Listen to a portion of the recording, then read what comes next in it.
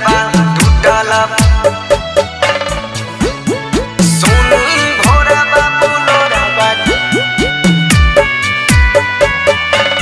दिलावा टूटला हरी जोर Recording by Devi Music.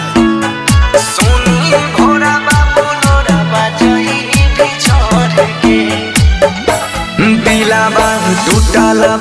हरी जोर सोनी भोरा बाबूलोरा बजाई भी छोड़ के दिलावा टूटला हरी जोर सोनी भोरा बाबूलोरा बजाई भी छोड़ के दिलावा तोरी चाल जबी मुहावा मोर के दिलावा तोरी चाल जबी मुहावा मोर दिलावा टूटला हरी जोर सुनी भोरा बाबूलोरा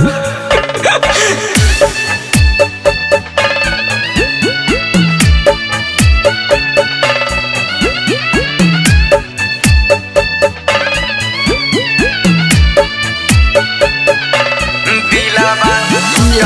बाय शंकर परसा हरभिंडा सोनी भोरा बाबूलोरा बजाई भी छोड़ के जिनगी हमर कइर देली सामसान गे या खारी मिलन एक बार करिले न जान गे सोनी भोरा बाबूलोरा बजाई जिनगी हमर कइर देली सामसान गे आखरी मिलन एक बार करिले न जान गे जिनगी जीवो को न जान बनी जइबो लाश जिंदा मर के दिलावा टूटला हे गे जान सोनी भोरा बाबूलोरा बजाई भी चढ़ के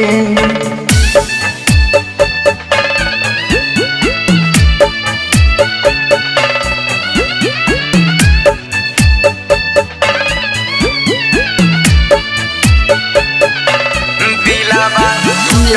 बाय शंकर परसा हरभिंडा सोनी भोरा बाबूलोरा बजाई भी छोड़ के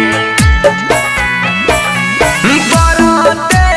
से नूरा जाई में पियावा के घर गे हमारा करे जाबा में उठई छई लहर गे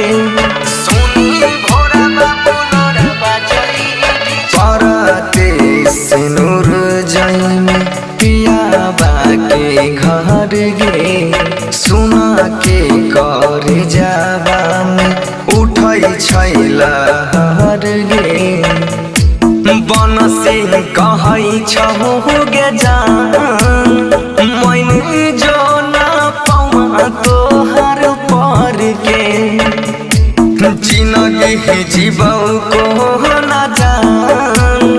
बनी जइबो लाश जिंदा मर के दिलावा टूटला हे गे जान